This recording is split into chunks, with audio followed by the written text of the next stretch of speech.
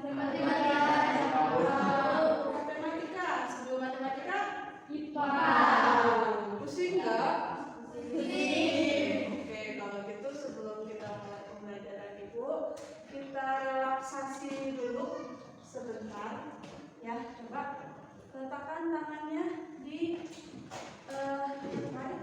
put your hands on your knees. Right? Put your hands on your knees. Letakkan tangannya di lutut. Kemudian close your eyes. Close your eyes. Close your eyes. Nice. Sekarang take a deep breath. Ambil nafas yang panjang. Kalau ibu bilang inhale, berarti tarik nafas, ya. Lalu release. Kalau ibu bilang exhale, release, ya. Keluarkan nafasnya. Inhale, exhale. Sekali lagi, inhale, exhale. Masih pejamkan matanya. One more time. Inhale,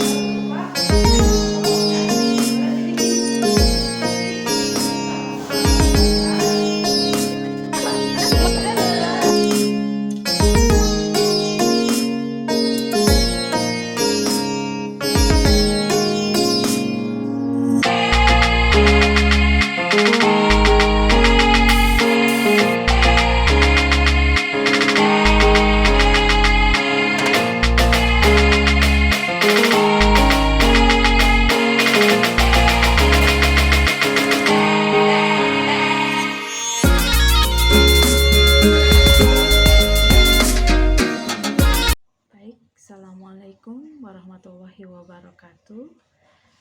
Saya Dewi Kartika Adrianti, calon guru penggerak Kabupaten Bogor Angkatan 4. Dalam refleksi kali ini saya akan menceritakan tentang pengalaman saya menerapkan pembelajaran diferensiasi dan pembelajaran sosial emosional di kelas.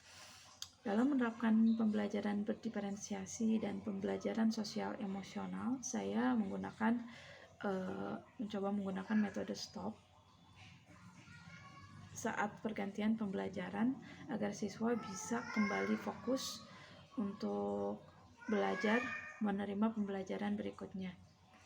Selain itu, saya juga memberi kesempatan untuk siswa mengemukakan pendapatnya di akhir sesi pembelajaran sebagai sarana refleksi untuk meningkatkan kesadaran sosial dan emosional siswa.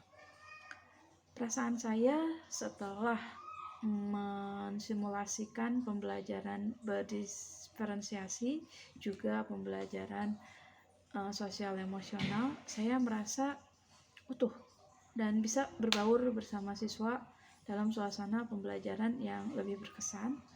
Di sisi lain, karena di sana siswa banyak sekali bercerita, berkisah tentang dirinya, tentang permasalahannya, bahkan kepada seharusnya pembelajaran berdiferensiasi dan pembelajaran sosial emosional harus mengalir secara alamiah. Setelah kita berinteraksi dengan siswa, maka kita akan dengan sendirinya pembelajaran itu akan muncul. Dengan sendirinya ketika kita berinteraksi, menemukan masalah, menemukan problem, kita di situ akan bisa mengasah kembali kompetensi sosial emosional yang kita miliki begitu. Kemudian perasaan saya lagi selain yang tadi itu, kemudian saya juga merasa pembelajaran lebih berkesan karena di situ saya sudah bisa berbaur dengan siswa, dan ketika saya berbaur, ketika saya berkeliling, saya punya tujuan. Tujuannya apa? Tujuannya mendengar, melihat, mengobservasi kegiatan siswa saya. Selain aktivitas mereka, saya juga bisa mengobservasi ekspresi mereka, ya, ekspresi emosi, kesadaran mereka. Saya bisa mengobservasi emosi mereka, saya bisa mengobservasi tingkah laku mereka, karakter mereka ketika ada kegiatan di kelas begitu. Saya tadinya yang biasanya tidak terlalu mengamati, sekarang setelah pembelajaran mendapatkan materi tentang pembelajaran sosial dan emosional, saya lebih mengamati siswa saya, karakternya seperti apa. Saya bawa catatan kecil supaya saya bisa mencatat hal-hal kecil apa yang terjadi yang bisa saya refleksikan juga nanti ketika di akhir pembelajaran gitu. Dan seharusnya dilakukan lebih banyak lagi pembelajaran berdiferensiasi maupun pembelajaran sosial emosional, karena saat ini masih terkendala jam belajar yang masih daring atau luring, antara daring dan luring. Kemudian belum lagi sekarang siswa saya yang kelas 9 itu sedang menghadapi ujian sekolah.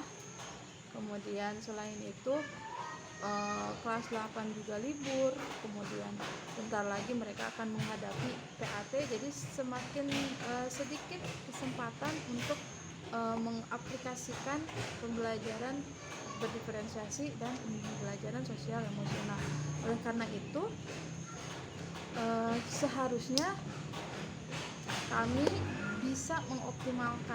seharusnya bisa mengoptimalkan waktu-waktu injury time ini untuk lebih menggali potensi siswa kita, untuk lebih memanfaatkan dan menerapkan pembelajaran berdiferensiasi serta pembelajaran sosial emosional dalam kegiatan pembelajaran berikutnya. Nah, itu saja. Semoga dengan begitu nanti ketika yang kelas 8 naik ke kelas 9 dan kelas 9 lulus, mereka ada kesan tersendiri sudah belajar dengan metode-metode yang sudah saya terapkan begitu, sehingga nanti akan dicapai sehingga nanti output dari siswa kami adalah siswa-siswa yang memiliki kecerdasan emosional dan kecerdasan sosial yang baik begitu. Untuk itu diperlukan kerja keras, diperlukan tanggung jawab, diperlukan juga latihan terus-menerus agar pembelajaran sosial emosional ini bisa saya terapkan. Belum lagi saat ini kelas 9 sedang ujian, sehingga waktu pertemuan, waktu pembelajaran pun berkurang nanti tentunya. Kemudian belum lagi siswa kelas 8 juga sekarang sedang libur, kemudian berikutnya akan menghadapi penilaian akhir tahun, sehingga kami sebagai guru seharusnya bisa mengoptimalkan waktu-waktu injury time ini untuk lebih bisa memanfaatkan dan menerapkan pembelajaran berdiferensiasi dan pembelajaran sosial emosional dalam kegiatan pembelajaran berikutnya. Nah, baik, itu saja dari saya sebagai refleksi. Jadi yang harus saya lakukan saat ini dan seterusnya adalah membuat strategi-strategi pembelajaran yang bisa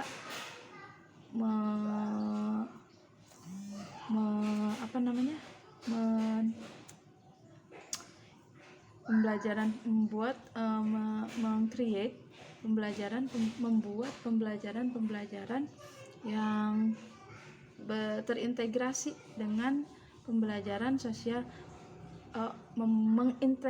mengintegrasikan pembelajaran berdiferensiasi serta pembelajaran sosial emosional ke dalam kegiatan